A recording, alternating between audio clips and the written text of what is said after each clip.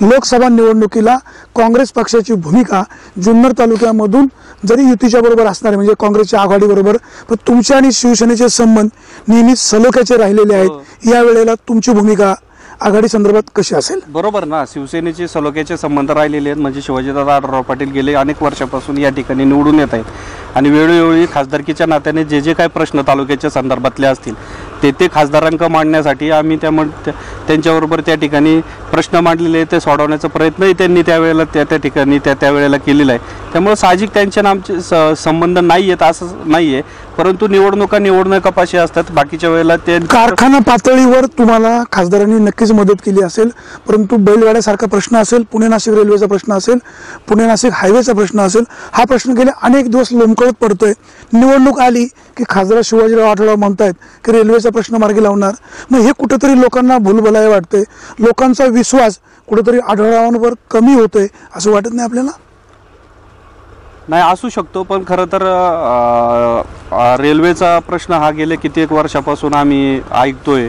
गेले त्याला म्हणजे स्वर्गीय निवृत्ती शेरकर होते त्यावेळेला त्यांनी पत्रव्यवहार त्यावेळेला केलेले आहेत आणि त्यानंतर खासदार आढळराव पाटलां ज्या वेळेला खासदार झाले तेव्हापासून तासतागायत तो प्रश्न मांडतोय, म्हणजे ऐकतोय, बघतोय।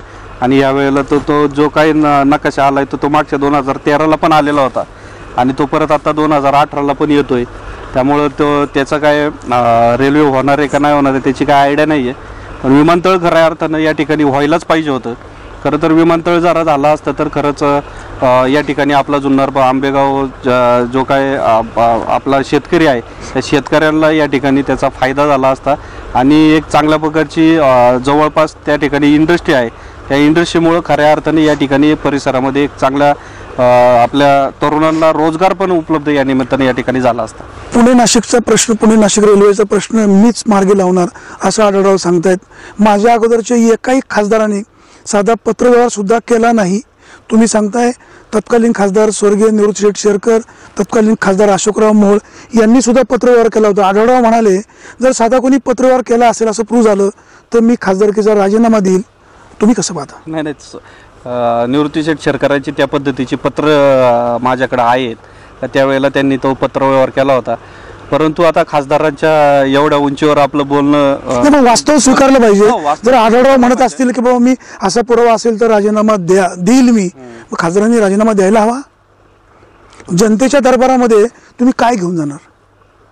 नाही, ते माहीत नाही मला, पण मी सांगतोय तुम्हाला का पत्रव्यवहार त्यावेळेला सुद्धा केलेले आहे। पण जर तुम्ही पत्रव्यवहार केलेला आहे, खासदार शिवाजीराव आढळराव जर म्हणतायत, असा जर तुम्हाला पुरावाही दिला की बाबा खासदार म्हणालेत असा कोणी पत्रव्यवहार केला आणि जर तुम्हाला दाखवला तर मी खासदारकीचा राजीनामा देईल, तो पुरावा जर तुम्हाला दाखवला तर तुम्ही एक काँग्रेसचे नेते, जनतेचे नेते, भविष्यकाळातले तुम्ही तालुक्याचे आमदारही होऊ शकता। तुम्ही मागणी काय कराल? नाही, माझे सलोख्याचे त्यांचे संबंध आहेच आहेत ना। जे चुकीचं बोलले त्याचं समर्थन बोलले नाही बोलले ते मला माहीत नाहीये, परंतु तसा पत्रव्यवहार केलेला तो माझ्याकडे आहे।